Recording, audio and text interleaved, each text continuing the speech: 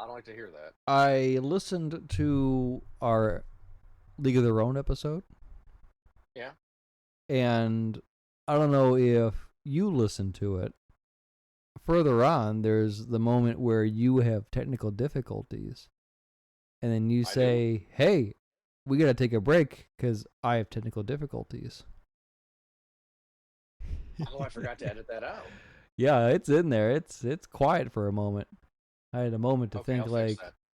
and here I am on the show, listening, wondering, are these guys coming back? Are these guys gonna do the show? Right, sorry about that. What's gonna happen? What's gonna happen next? Thank you for downloading our recent episode. For more episodes like this, go to movieguyspodcast.podbean.com for more episodes.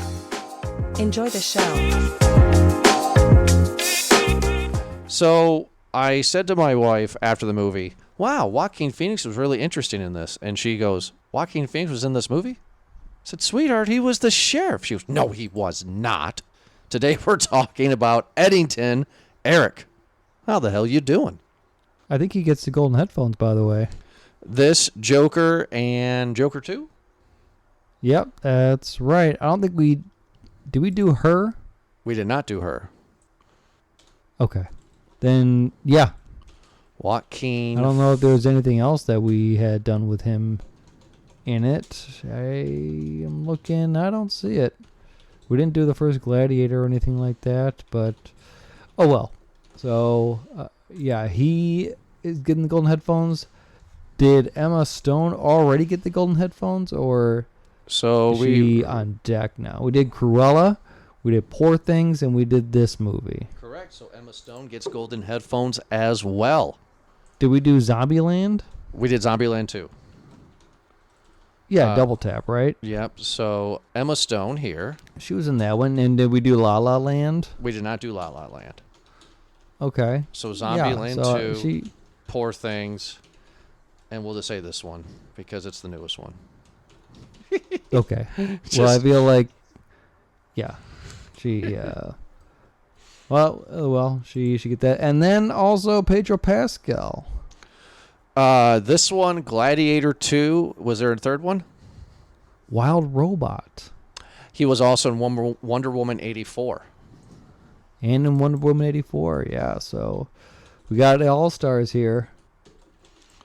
Wild and Robot. hold on. Can we do Austin Butler now too? Yeah. What did we do in him in? Eddington, Dune Part 2, and Elvis. Did we do Once Upon a Time in Hollywood as well? We did do Elvis. Okay. What's his name? Austin what? Austin Butler. Did we do Once Upon a Time in Hollywood? We did. All right. Well, then he got it in Elvis, I believe, or in Dune. Do you got it in Dune Part 2? Sorry, everybody. Welcome to the show. I'm typing away and yeah. Just saying that this movie's got a lot of star power. A lot of star power. Eric, again, this is I'm going to dub this new saying for the Movie Guys podcast. Can I have a new saying, please? Yeah. Tell me or something. Tell me if you think this is official. Okay. TikTok baby. Okay. The reason why is because I thought of Stephen King's back in the day, like the Dollar Babies, right? Okay. And so I'm thinking TikTok babies, where Jordan scrolling through TikTok like he's supposed to be doing, and then he sees random trailers, and he's like, "Oh, this movie called Cobweb seems interesting. We should check that out." Eric, Together seems interesting. We should check that out. This one would be a TikTok baby, where I saw the trailer, and I was like, "Oh, I kind of want to check out this movie." That's how we heard of this movie. Sorry for the weird opening, everybody. We're talking about Eddington. I'm curious on what you say about this one, bud. I think this is also golden headphones for Ari Aster, the writer-director of this movie, too. Oh, my God. Yeah, because he did... Hereditary, Midsummer, Eddington. Ari Aster. He's done a lot more, obviously, but those are the ones that we had reviewed. Summer. He did Hereditary. Yep. So yeah, he's kind of building a little bit of a name for himself. With A24 as well. Sure it is with A24. Yeah. So I don't think we didn't do anything with Deirdre O'Connor. So, O'Connell, excuse me. Everybody, that is 1, 2, 3, 4. That is 5 people. 4 actors and a director that got the golden headphones. For those of you that don't know, since you're listening, a golden headphone is rewarded to an individual when we review them 3 times. Yeah. So, right, what are we thinking about this movie then? What did your TikTok tell you about this movie? The trailer for the movie that I saw on TikTok was just a scene, and it was the scene where Joaquin Phoenix and Pedro Pascal meet in the street. And they were talking, and Joaquin Phoenix is like 6 feet back because he was being a smartass. Yeah. And I was like, oh my God, this is a COVID movie. And it instantly brought me back to Songbird. I was like, please don't do this. But there's good people at the helm of this, right? You got some great actors and actresses. You got a director. I did not like Midsommar. We know this. But I did like Hereditary. So I was interested to see where this was going to go. I pressed play. I'm like, oh, it's 2 hours and 48 minutes. Here we go. And what I love about this movie, doesn't mean I'm going to get a good review, but what I love about it, it feels like a play because it jumps the shark in the middle, jumps the shark at the end, and jumps the shark again at the very end. Like, this movie goes in places I never thought it would go. I was excited to see this movie. How did you feel? Were you excited to see it? I don't really know. I kept myself very much in the dark about this. I feel that, like, lately, Emma Stone has been a actress who is picking these unusual projects in roles where she can play outlandish characters. I think that, I don't know, that maybe she's trying to go for another Oscar, or she's just trying to really get all the work that she can right now. I feel that Joaquin picks roles that are, I don't know, like more catered to him. It's not like he can see a part and go, you know what, I'll adjust it to that. It's like, I think he is presented with somebody who's saying like, hey, I want you to play this. And he goes, okay. And we'll look at it. I feel like Pedro Pascal just says yes to everything right now. Yeah, his star is starting to fade a little bit, I think, unfortunately, because I do enjoy him, but the stink of Last of Us Season 2 is really haunting him right now. I don't think that was his fault, but and the other part, Austin Butler is a star on the rise. He seems to really just be getting a lot more and more buzz. This movie is credited as a neo-Western black comedy thriller. That's a lot. It's considered a black comedy. I did not really. I took this as complete drama.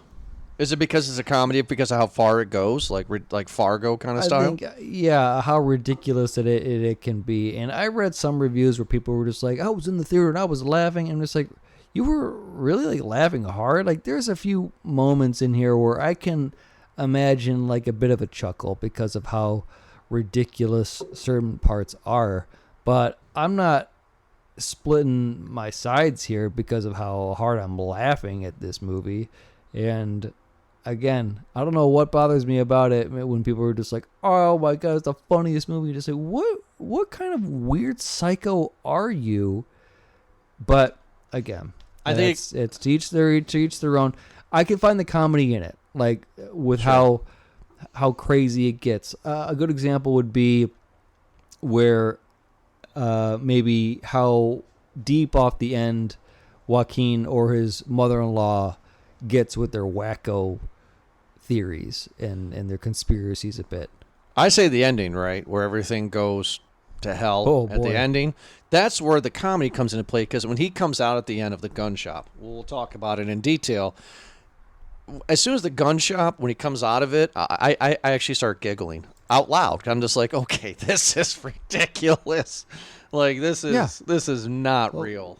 right? Like, how far can this go, right? Right, like, okay, like, what's next? Aliens? Like, dude, where's my car style, right? Like, okay, here we go. Yeah. So, a quick rundown of our characters. We have Joaquin Phoenix, who's playing the sheriff, Joe Cross. His wife, Emma Stone, is Louise Cross. Her mother is played by Deirdre O'Connell. Her name's Dawn. His staff is a guy named Michael and a guy named Guy. Pretty easy, right?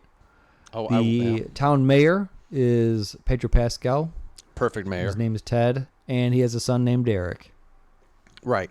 So this movie starts in May of 2020, right? This is right in the beginning of COVID.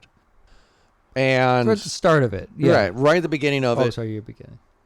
For me, on a personal note, you and I had an off-air conversation where I don't remember this time period that much because I was in the process of buying my first house.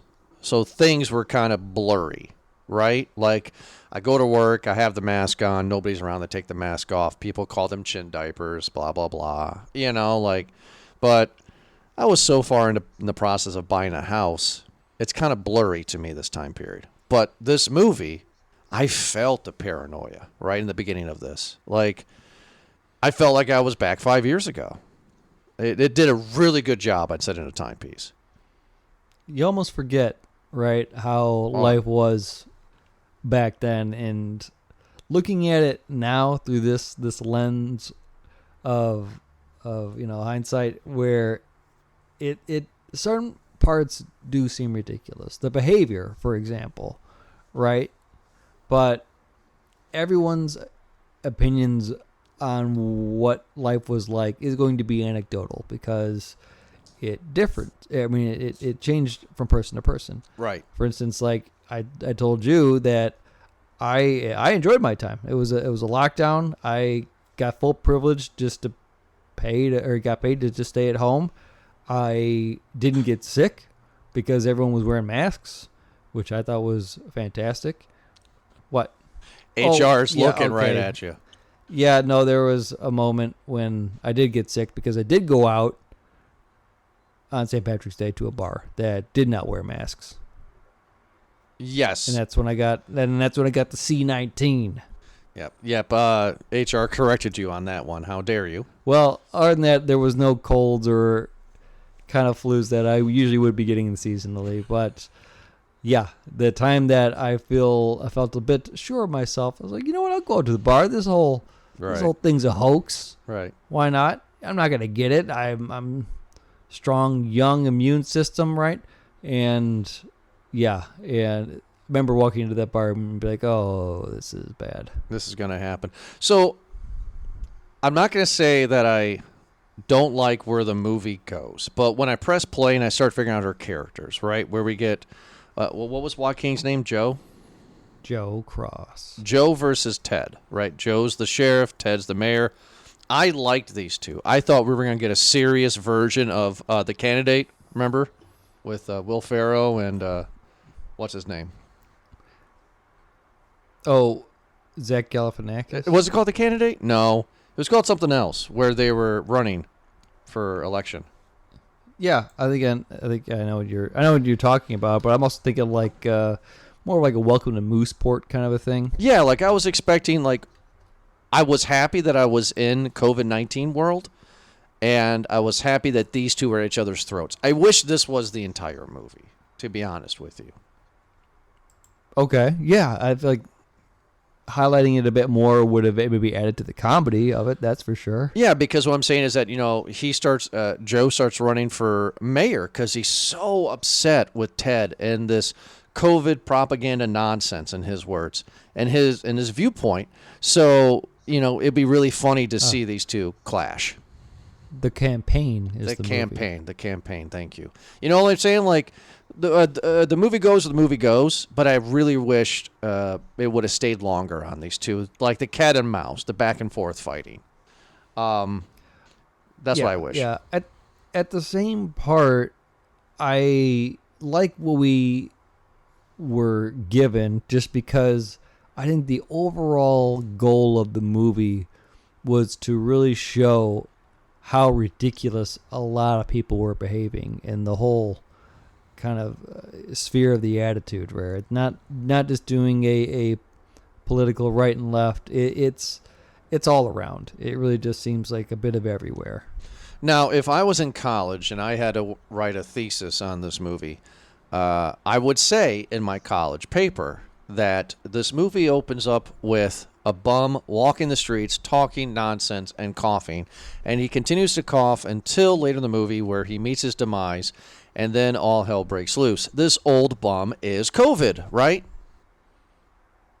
That's a good way of putting it. You know what? I thought kind of the same thing, where the metaphor is that this is a person who is ignored, and they're not seen until they are a problem. Right. So we follow this old guy, and he's a bum, and we get introduced to, he goes to a bar later on and tries to get in, and this is where Ted and Joe have their issue.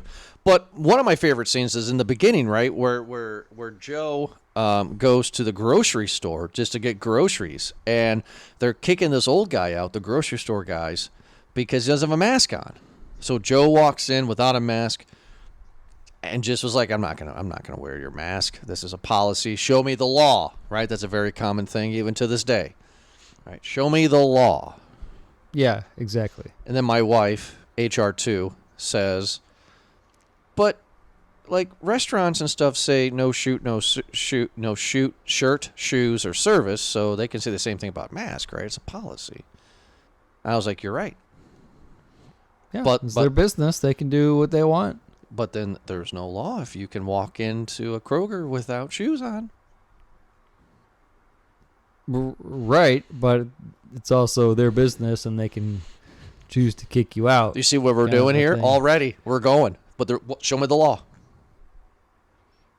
Oh, well, is there a law to be naked as well, too? Like, you know. I really actually enjoyed the scene a lot. I like how Joe was so frustrated with Ted, and Ted also too with his know-it-all stuff, where Ted's like, if you just wear a mask, then you'll defeat COVID by whatever percent, and Joe gets frustrated. It's like, that's a made-up number. Like, I really like this banter between these two. I really do. In the background, well, because it's real. It's real to this day, right? Yeah. This is what a lot of the debate was about. In the background, I feel bad for Joe. We go to his house. He has a wife that has a weird hobby of creating Tim Burton-y weird dolls, and she has episodes before, right? She's not mentally stable. Emma Stone is not. Yeah, correct. And his mother-in-law, live with them because Emma Stone's dad used to be the sheriff. I thought it was Joe's dad. Oh, so Grandpa Joe. Yeah. Oh, yeah, okay. Grandpa Joe and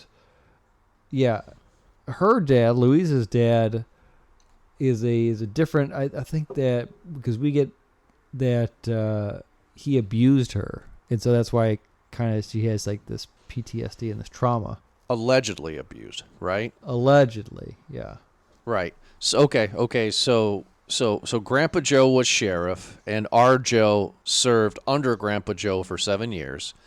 So Joe just has no. He sorry. He was the sheriff for a long time, and then Joe was just kind of under the shadow. He had passed 7 years ago, which in that time Joe became sheriff. So he has been sheriff for 7 years. And this whole town is not big, right? So this town knows Grandpa Joe, and this town knows our Joe, right? Small town. Everyone knows each other. Everybody knows each other. I do feel bad for Joe Cross in this. Like and so far in this movie, right at this point, because it's just like, man, his wife's not right. His mother-in-law's living there, and I don't know, like, it doesn't strike me that Joe actually believes in his mom's crazy conspiracy theories. He seems kind of numb at this point in the movie. He seems kind of just blah. He doesn't respond. Yeah, this is actually a pretty good commentary as well, too, because I think it gives a lot of backstory for each character. I feel that Joe would not be so outlandish, maybe in his beliefs, if he had a better home life, right?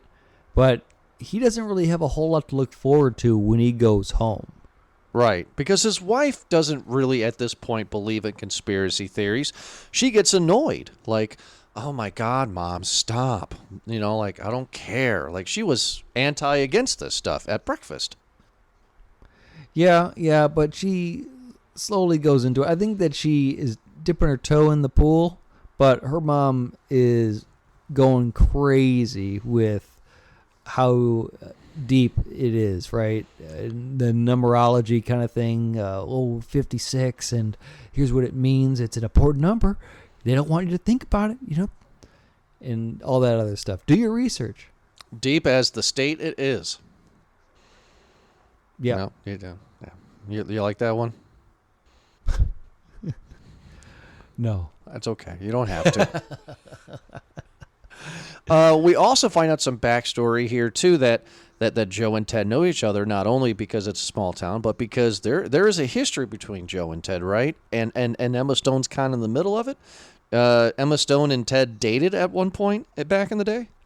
Yes, that's right. Yeah, they dated, and there's rumors circulating that. Yes. And we kind of get both sides of that story, yeah. Right. And Joe gets so frustrated with this mask mandates and with Ted that he decides to go on a rant on his phone and post that he's running for mayor. And he's had enough. He's had enough. Every time that Joaquin Phoenix gets that high-pitched voice, I kind of feel like he's going to cry. I'm just saying, this is going to happen. That kind of a thing. I can't do it, but it's bad. And he turns the sheriff's office into the campaign room, and then his deputies are all about it, right? And one of my other favorite parts of this movie is Ted's campaign commercial. It's amazing. Right? It's like both these guys' campaigns are something to talk about, which I think, again, your light comedy in this movie, right? Mm-hmm. Yeah, Ted's is, when I came home from work, my wife left me, and I decided with my son right then and there that I was going to run for mayor. Yeah. Why did your wife leave you? That's what I want to know. Playing the piano, yeah. What did you do to your wife? Like, she just didn't just wake up one day and leave. Like, something happened. I like that Joe feels that in his campaign, he needs to start with a good slogan. Yes. What is Joe's slogan? To be honest, I feel like it's a lot of it. I don't think he went with one, which again is kind of funny. I feel like he went with like several. One was like Mayor Ted Garcia. How about Ted Garcia? That's one of my favorites. Or I think his thing was about the heart, right? Something. Where's the heart or something like that? I don't know. Something like that. It's very cheesy. So this is where the movie's kind of fun, right? This is where I think, like the comedy comes into play. While this is going on, Ted also has a jerk of a son, an asshole son, if you will. I don't know his name. Ted's son. Oh, Eric. Sorry. Can you believe that? Dude, he even spells it the same way. Does he really? Yeah, gives us a bad name. Am I allowed to say shithead? Or is that... No, HR will not like that. Too late.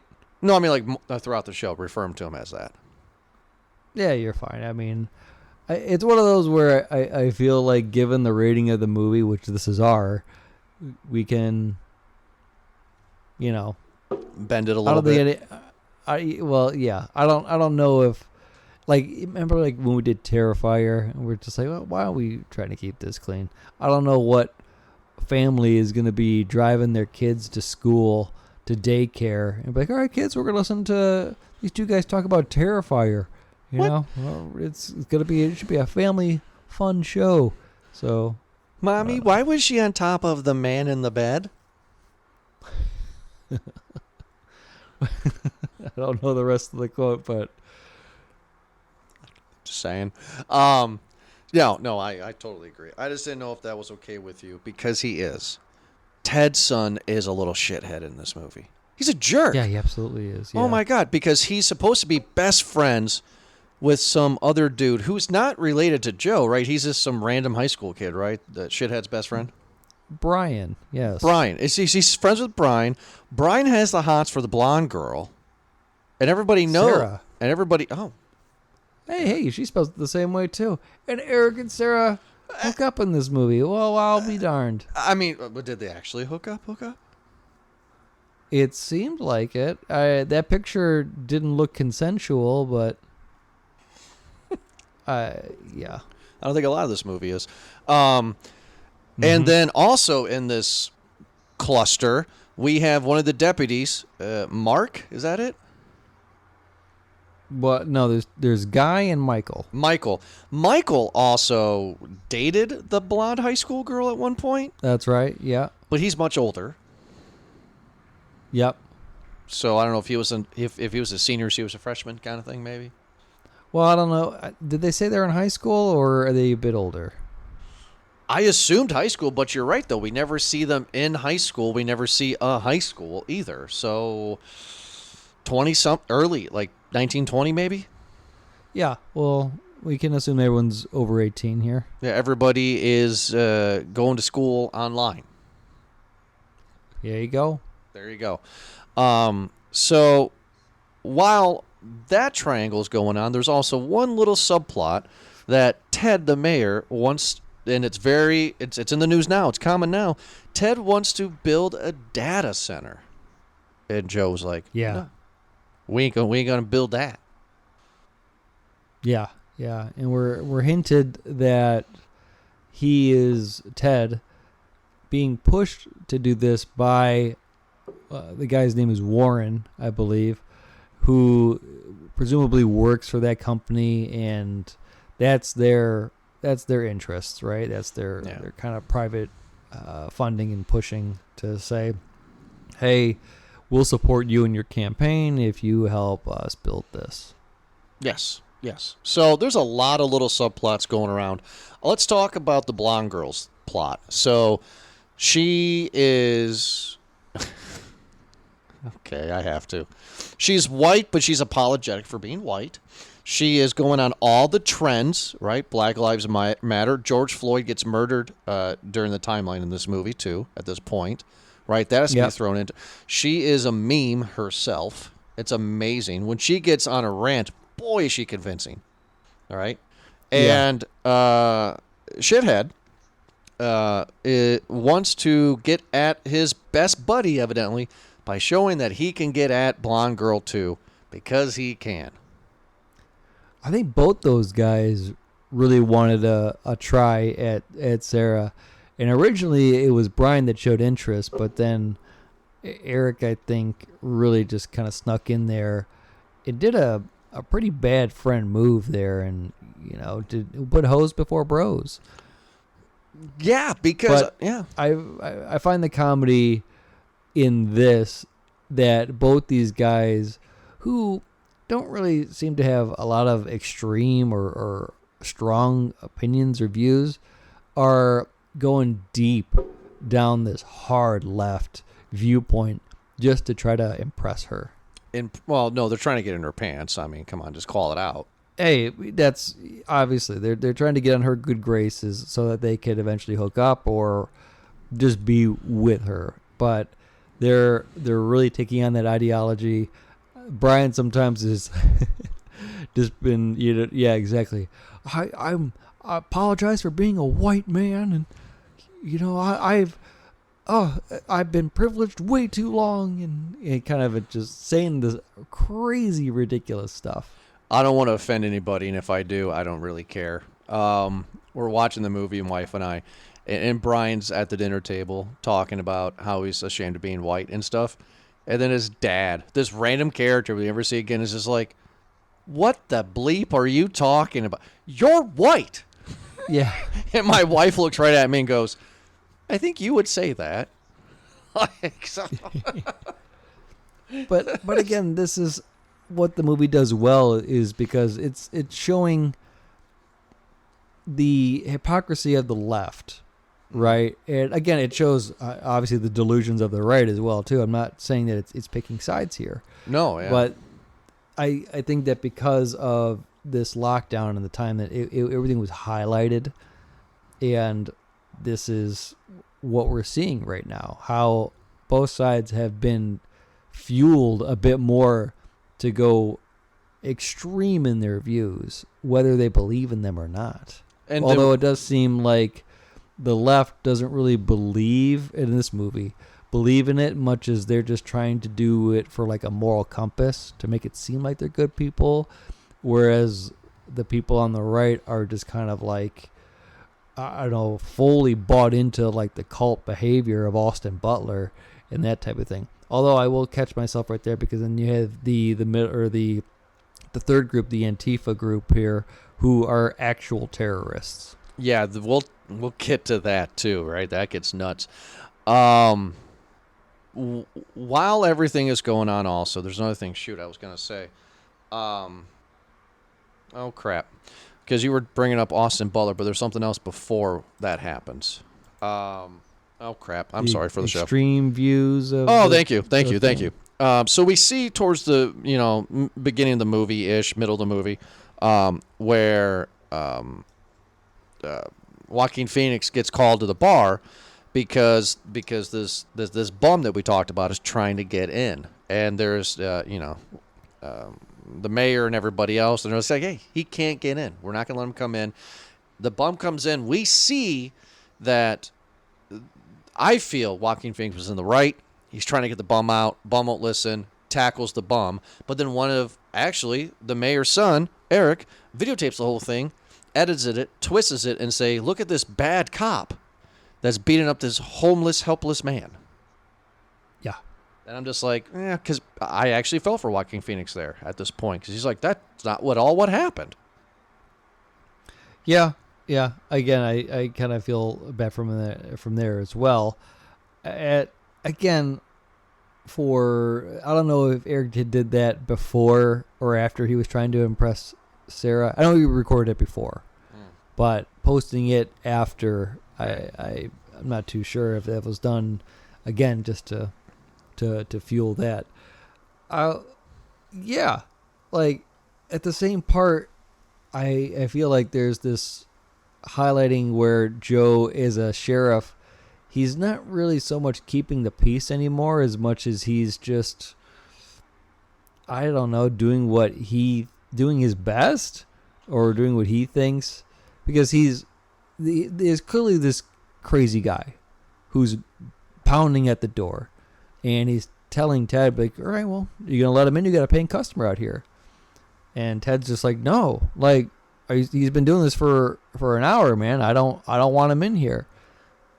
He's like, well, you look open. It's like, well, I'm not. I'm a mayor, and this is our town hall, and we're having like a private thing. And well, you're supposed to be open. I'm an essential business. All those buzzwords. And Ted's telling him, just like, no, I want you. This is my business. I want you to make him go away. Completely ignoring this guy, right? Eventually, Ted just is like, all right, fine, Joe, you win. You know the law, and we don't, kind of a thing. Mm-hmm. And he lets him in, and as soon as he lets him in, that homeless dude runs right to the bar and just grabs a bottle of gin, vodka, whatever, and just takes it to the head, and then starts basically being a disturbance. Basically, now he's a problem. Now he's a problem. I'll put that on Joe, because it's just like, dude, we told you, like, that's an obvious problem in front of you, and you chose to ignore it. He chose to ignore COVID. Yeah, he gets it later on in the movie. Allegedly. Yeah, you can kind of assume. You can assume. I don't know what is real. I guess the whole movie's at face value. Again, while that's going on, Joe comes home. He's fighting with his wife because he's running for mayor, and his wife's mad at him. Emma Stone doesn't like that he even had a conversation with her about it. She's pissed, and he's just like, hey, I just want to have dinner with you. Just want to have dinner. us married men have all been there, made the wives mad, and then we're outside our bedroom. Talk to me. I just want to talk. I just want to talk. She's like, fine, we can have dinner. He comes home. He makes a nice dinner for Joe, if you will, and he gets some wine and falls asleep outside. And then and then we get Austin Butler and his minions of hippies. Are they hippies? Are they far right? Are they QAnon? Like, who is this guy and what does he believe? They are. It's a cult. They're a far crazy radical cult. To say that they're on any one side of the spectrum, I don't think is fair. You could probably put them on either one, but they are. He is a by far just in his own crazy world. Right. Right. This is a great scene too, right? Because it gets really quiet, no music, right? And then Austin Butler tells Joe and everybody at the table about how he's in therapy and how he repressed this memory of his dad child sex trafficking him. Yeah. And this is where I fell in love with Joe at this point in time. When Joe hears the story, he just goes, I don't believe you. I don't believe anything. And everybody around the table, and I think I think the mother-in-law believes it too. Just believes the story that this happened. Yeah. Yeah. And Joe's like, I don't believe you. I feel like all three of them represent maybe a different kind of view. I feel like Emma Stone Louise is bought in. She believes everything 100%, and her mind, body, spirit is like already chosen to this guy. I feel like her mom is like questioning, like she's like, okay, I'm hearing it, and no, sure, I believe you, but I have some questions I want to ask just to make sure, kind of a thing. She's a little skeptic. Where I think Joe is just like, no, I smell this. I've smelled it before. That's some BS, I don't believe it. Yeah, I like it. I like the scene a lot. But then, and this is where Emma Stone allegedly confesses that her dad abused her too, which I call BS on too, because I think she was monkey seeing, monkey doing. Well, yeah, she's trying to trauma bond a bit more, right? Right. So clearly she has the hots for the cult leader. They go off, do their thing, right? They just, go away, right? Yeah, yeah. And now this is where Eric posts the video, and now they're going to have, and George Floyd just got murdered, so now we're in the Black Lives Matter protest. Like, now they're going to have protest in the streets, right? And I actually found a comedic part in this where the deputies didn't know what to do. Just didn't know what to do, right? And Joaquin Phoenix shows up, and he's trying to get all, and this is when he starts to cough again. Right?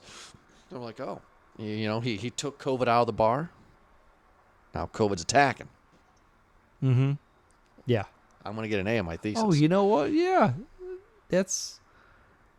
You're right, actually. I feel like this is all within, I don't know how long the timeline is of this movie. I don't know either. But this is where they get into the streets. This is where the blonde girl's like, saying all this crazy stuff to Michael as well, because she was like, hey, man, you're a black guy. You should be one of us, or something like that. Pretty much. That's what she was saying. Right? Yeah, very, kind of the role. You'd be like, you should be, come on, obviously, you should be protesting with us. And he's just like, what are you talking about? Like, what do you mean? And then my wife, I actually found this funny. My wife got a kick out of this. While all this mess is going on, he's just like, Joe, Joaquin Phoenix is like, just go take care of it. And he starts walking. And Gina says, oh, my God, he's going to go to his town hall meeting in the middle of a Black Lives Matter protest. Yeah, his priorities changed, right? Very quickly. And then he has Guy videotaping it. And this is a big confession where he believes that Emma Stone was raped by Ted the mayor. Yep. He says that publicly. I'm going to go ahead and say, I feel like he like toys with the idea first, and then he just keeps on going deeper into the lie. Well, see, we don't know if it's a lie either, too, though, right? We don't know. Yeah, we do. How do we know? Because right after this scene, we have him going back home, Louise ready with a bag saying like, I saw what you said. That's complete BS. Yep. Okay. And then she posts on Facebook, but like, yeah, that was all a lie. Well, so the reason why I didn't 100% believe her on that was because she's an unreliable person, because she just said a few scenes prior ago that her dad got at her. Fair enough, but That's what I thought. led to. You're right. You're also led to believe, at least I am, that she's been kind of holding on to this trauma because Joe tries to make advances to her. Oh, right, yeah. into his, in a his wife. biblical way, right? He tries, and she just doesn't kind of feel it, and he's very understanding. He's just okay, don't worry about it, and that's again where I can kind of feel for Joe. He's a nice guy, but there's no outlet for him. He's not getting it at work. He's not getting it at home. He doesn't seem to get it himself. Like, he seems to just kind of be stunted in wherever avenue he's trying to go out, and eventually it causes him to break. Now, when he's making up these lies, does he believe it? I don't think so. I don't think he does, but I think he's just in this viral kind of gotcha moment where get it out there, get it going, get it moving. Yeah. Put it in the universe and let let the internet kind of decide on its own. Yeah. Right? Yeah, because he says to guy, he goes, just post it. Yeah, and this could be said for something like on like the podcasts or like the viral campaign or marketing that was during the COVID era that we lived in, is that you could just say whatever the hell that you wanted, man, and you put it out there. We know now from obviously a lot of the podcasts that exists that a lot of people who have no experience in any matter will just say something, the craziest things, and people will be like, yeah, that sounds about right. I think that sounds true. Hey, if it flies, it spies. I don't like that guy enough. Whoever he's talking about, I don't like that person enough to where I'll believe whatever is said about them. Correct. If it flies, it spies. Birds aren't real, bud. Baby. Birds are not real. Birds are not real. You'll have people that will not like Ted Garcia, and it doesn't matter if it's true or false. I don't like him enough to where I'll push the lie. I agree with you, because after the campaign's done, after the lie of it, and it goes, he posts it, and he comes home and Emma Stone's there, packed, saying, "I'm done. See you later. I'm going with the cult leader. Don't worry though, won't drink the Kool-Aid," and leaves. And then a great scene is the next day. Joe gets called to the mayor's house because he's having a little afternoon delight, if you will. He's having a big party. I'm assuming a victory party. Right? I think That's it's what just I'm another kind of campaign kind of a thing. Yeah, it could be another. Yeah, just having himself a white wine spritzer. Yes. And Joe walks up, unplugs. I think she's playing Gaga or something or whatever. Katy Perry. Katy Perry, yeah, he's playing Katy Perry. And unplugs it. Joe unplugs the speakers. Ted plugs them back in. A back and forth. And then eventually Ted does the right thing and pimp smacks Joe in the face twice. Yeah. I think that right there was the moment that Joe snapped. He did snap because he got hit twice in the face and he just went, whoop. And then comes a scene that I don't know if you saw it coming. I didn't. Oh, yeah. Oh, you did see this coming. I did not see this coming. Because after that moment, the way that his demeanor changed a bit, I didn't know how it was going to happen, but I feel like the way that he was walking, I feel like, is he going to do it at the party? I feel like it's a campaign fundraiser, by the way, but I felt like, is he going to whip his gun out and just shoot Ted right there? But no, he walks away, gets in his car and leaves. But he drives in town and he sees that problem, that crazy homeless guy busted into the bar, broke some glass, walked in and starts spouting crazy and drinking. And that's when I thought, it's like, this guy's going to get shot. Right. Joe's just going to have enough of it and be like, you know what? That's his outlet. Right. And Joe's already infected with COVID, but he's ignored COVID. He found it. Yeah. So he shot the vaccine in it, but it didn't kill it. I'm going to get an A on this paper. Because that's what the movie's saying, right? I mean, he kills this guy point blank, right?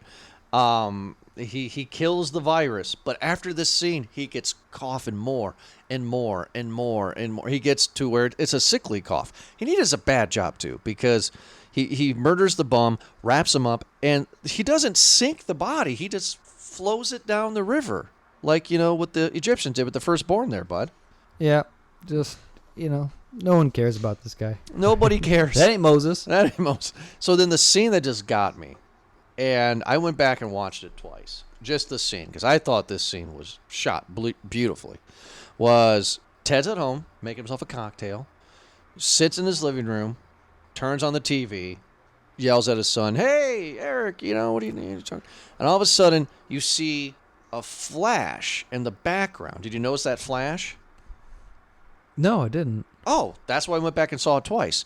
So he's sitting with his back towards the window, and on the top, like left of the corner of the screen, you see like this flash, and then the glass breaks behind him, and boom, he's been shot. That was the muzzle flash. Yeah, I was like, oh my God! And all of a sudden, son gets shot. I was like, oh, who is it? Who is? Don't let it be Joaquin Phoenix. Don't let it be Joaquin Phoenix. And it's Joaquin Phoenix. And I was like, oh, I hate him now. Yeah, he is just gone. He's completely gone. Crazy. Yeah. Tell me about this scene, Mark. I kind of want to hear your opinions of how it's all put together. He stages this as an Antifa attack. He comes in there. He tries to pick up his shell casings. He does accidentally leave one behind. That makes a difference later on. But he has a spray can. He spray paints some Antifa stuff on there, like no justice, no peace, or something like that too.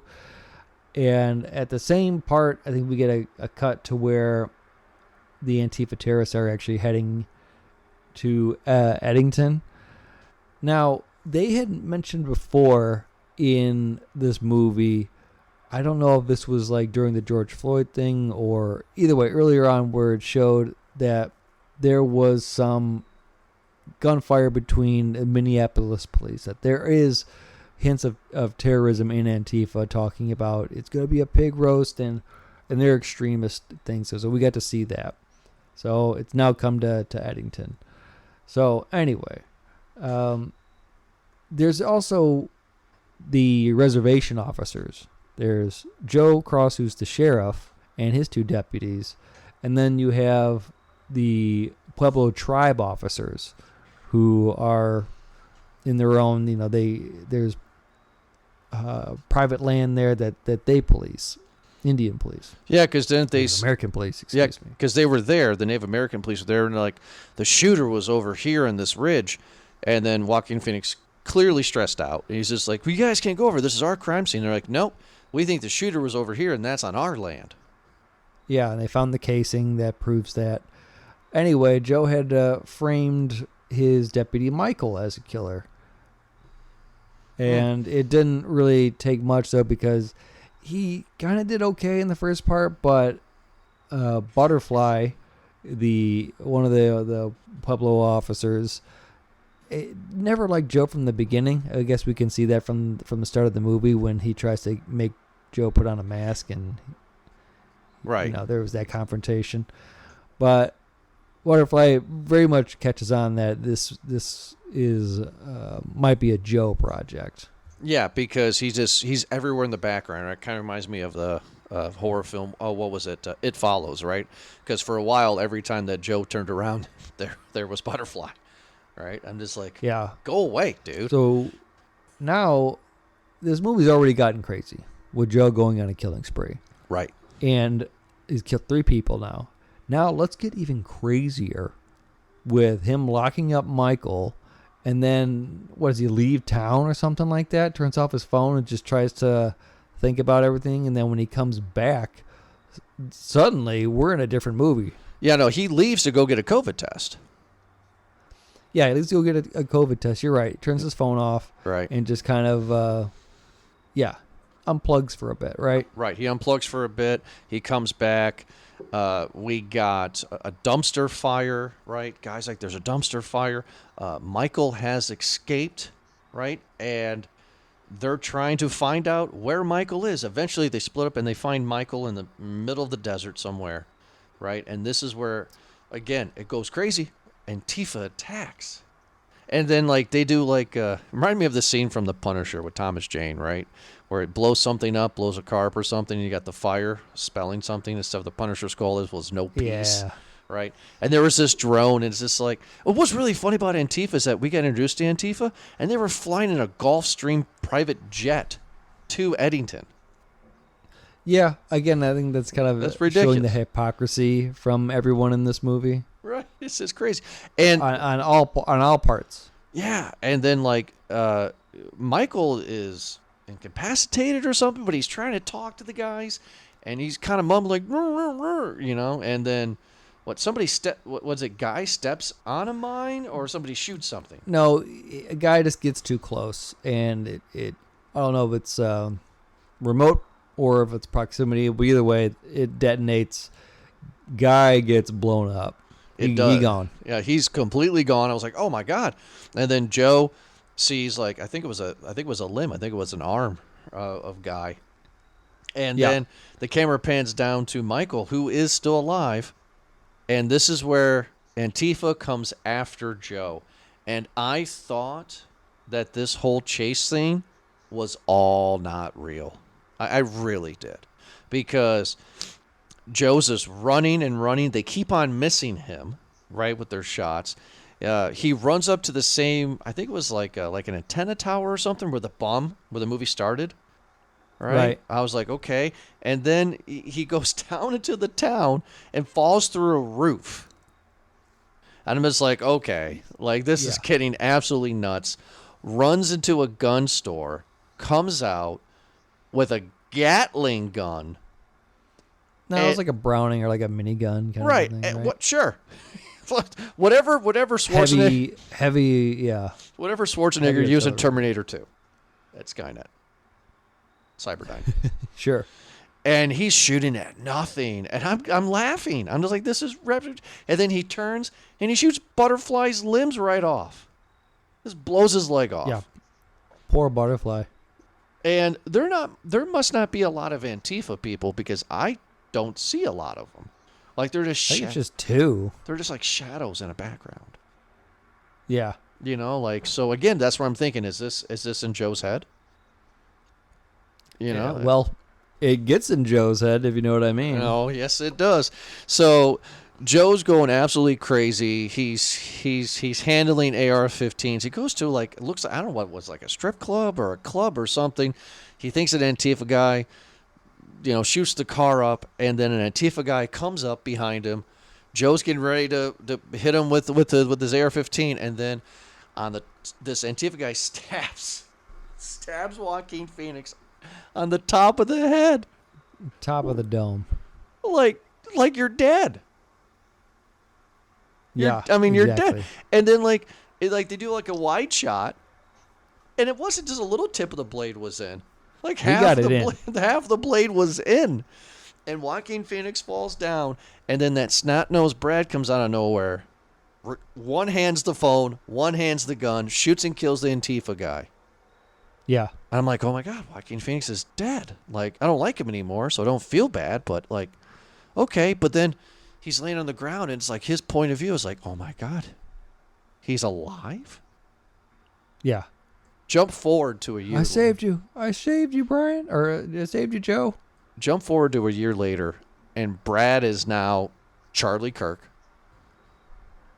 Brian, yeah. Sorry, Brian is Charlie Kirk. He got famous for saving Joe. Yeah. There's a picture of him with Marjorie Taylor Greene, which is kind of ridiculous. So. I love that. Off subject, but not. Did you ever see the roast when Pete Davidson made the joke about Marjorie Taylor Greene? I think so. It was. Where was it Ann Coulter? Oh, I'm sorry. It was Ann Coulter. Ann Coulter is here. If you're here, who's scaring the crows away from our crops? Yeah, it was Ann Coulter. That was a good one. I'm sorry, those two, I get confused. They look exactly the Yeah, same. blonde conservative women are a dime a dozen, it seems, lately.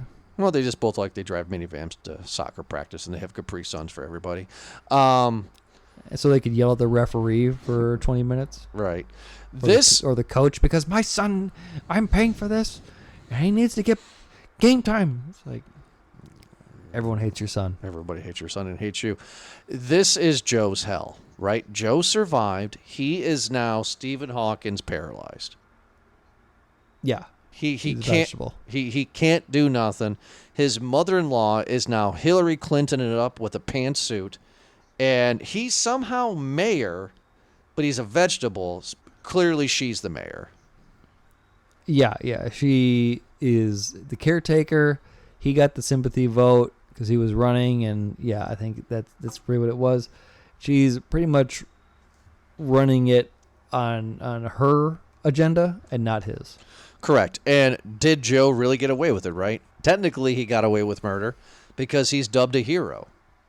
But so is... Yeah. But so he is... admits it to her, by the way, too, that he did kill At Ted, the end. And Eric, yeah. Yeah, when Antifa was chafing, he's like, I killed him. But, so that's going on. And then later on, he's at the data center. The new chief of... The new sheriff is there, Michael. His face is all scarred up, right? He's now the new sheriff. Yeah. And then the big slap in the face. The big FU is they're watching TV, Joe and his mother-in-law, and who's on the TV but the cult leader, and who's beside him? A pregnant Emma Stone. Yep. Ugh. What?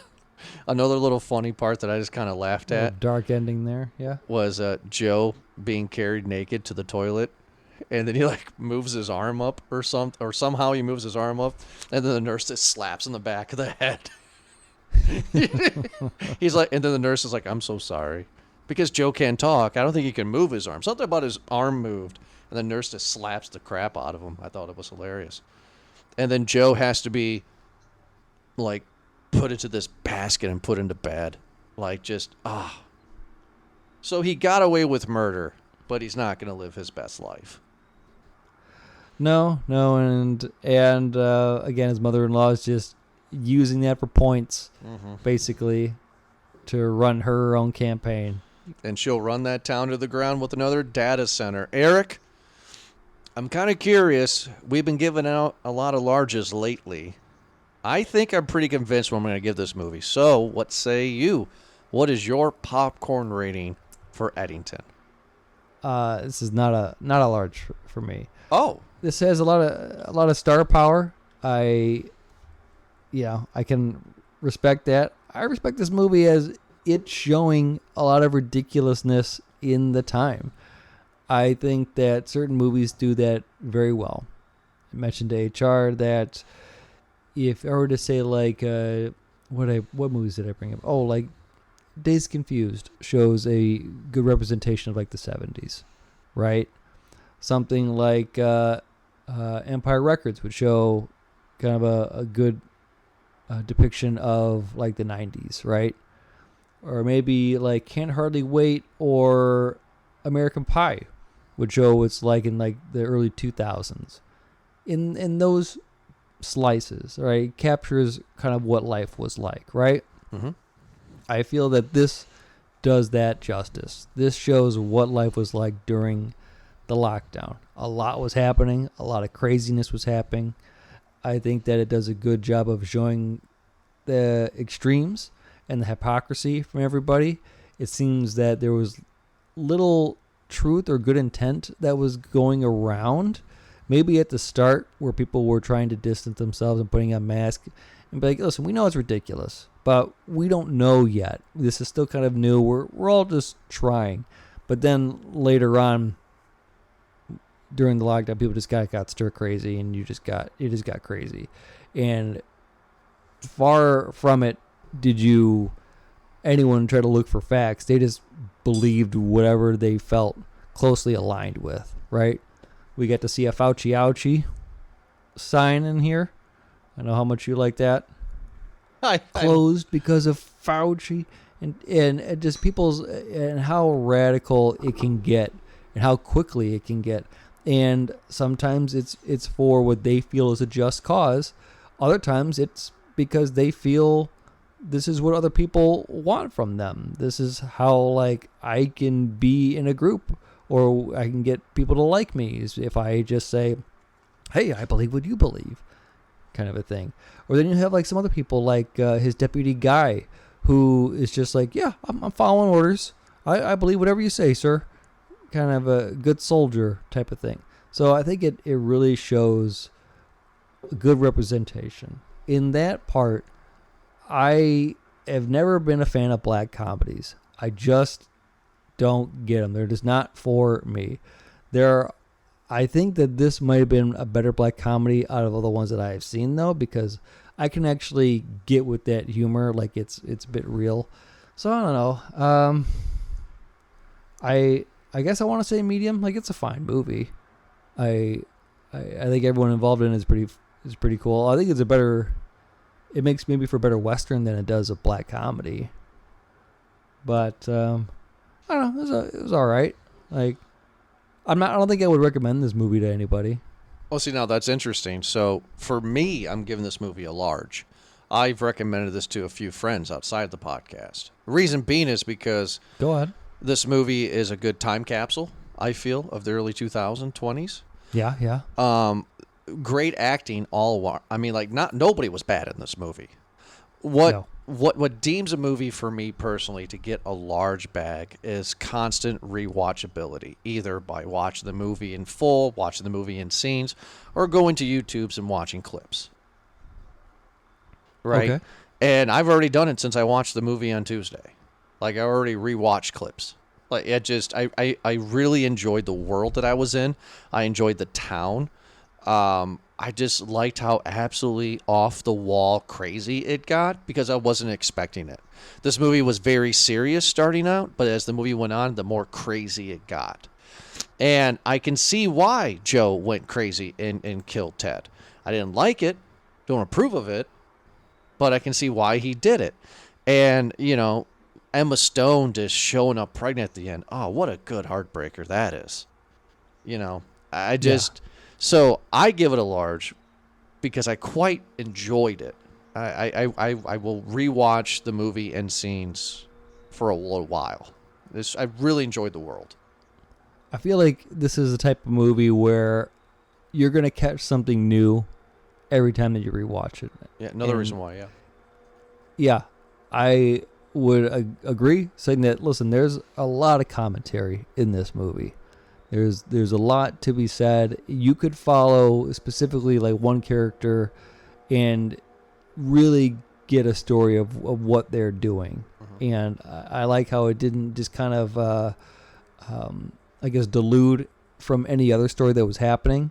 Everything just was cohesive together. Everything just worked together. Everything had a ripple effect. Oh, okay, this person's doing this because of this person. It's not like a yes and kind of a thing. Well, I guess maybe it is, but it's like a cause and effect. Yeah. Right? It's this person's doing this because, and then they're doing this because, and then they're doing this because, rather than it just being ridiculous situations over and over again. That ridiculousness, again, is the theme of the movie, just because, well, we've already said it, right? Right. Yeah, I mean, so we will disagree. You give this a medium, and I think that's rightfully so. But I feel for millennials, definitely our age group, this movie is great for us because we lived through a lot. So, this is another commentary of what we've gone through. And Joaquin Phoenix, I'm so lukewarm on him. Sometimes he gives me a good performance, and sometimes he gives me crap. I gotta go back and watch Joker 2. Maybe I won't like that movie anymore, because remember I gave that one a great review because I thought it was another thing great. Is that I feel like there's a bit of like exhaustion from a lot of what we've listen, this is common millennial stuff right now, right? Where I'm just like, I'm so exhausted because I know too, is that someone or people or whatever are gonna watch this movie and they're gonna use it to like prove their point, right? You're gonna be offended. I told you. Yeah, well, yeah, offended, maybe on one side or motivated on the other. They'll watch it and be like, I told you the right was crazy, or the other one, I told you the left is crazy, kind of a thing. And they would use it as their fuel or as their example, and just say, you missed it. You missed the point. If you're using this, you to try to prove your point for one side and completely ignore the case that it's making, I'm just exhausted by it. It's just like, can't we all just get along? Well, I mean, upon this recording, we have also survived another tragedy as millennials, the Great Cracker Barrel debate. So, they got that in our feathers. So they went back and reneged on everything, and now they're going back to the old classic logo here. Another thing that I think this movie teaches us is that while we're fighting, the corporation wins. Oh, God, that was true back in the forever. Corporation always wins. Corporate always wins. Corporate always wins. So while all this is fighting, the guy Warren from Solid Gold Magikarp is just sitting back going, yep, counting the checks. Data center over there. Right there. Yeah. You got it. Not over there. Great jobs. Right there. Everybody, thank you so much for listening to this most recent episode of Movie Guys Podcast. You can check us out at movieguyspodcast.podbean.com or wherever you get your podcast from. We are on that platform. Eric, thank you so much for joining me again on this Thursday. And we'll be back next week for another awesome episode. Have a good night, guys.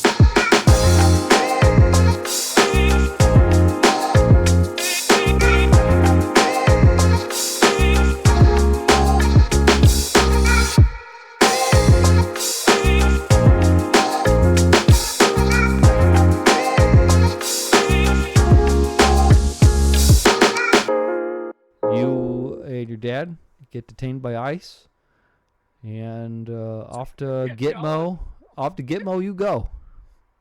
You're just going. I apologize.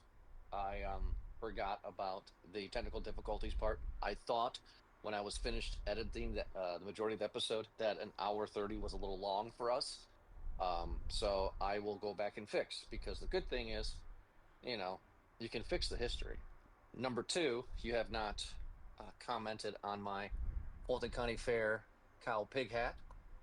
Well, now that I see it, no, I was too busy going into detail about the story. I'm guessing this is because of our review of The Apprentice, but let's go back to your hat. All directions, all attention and direction onto your hat there.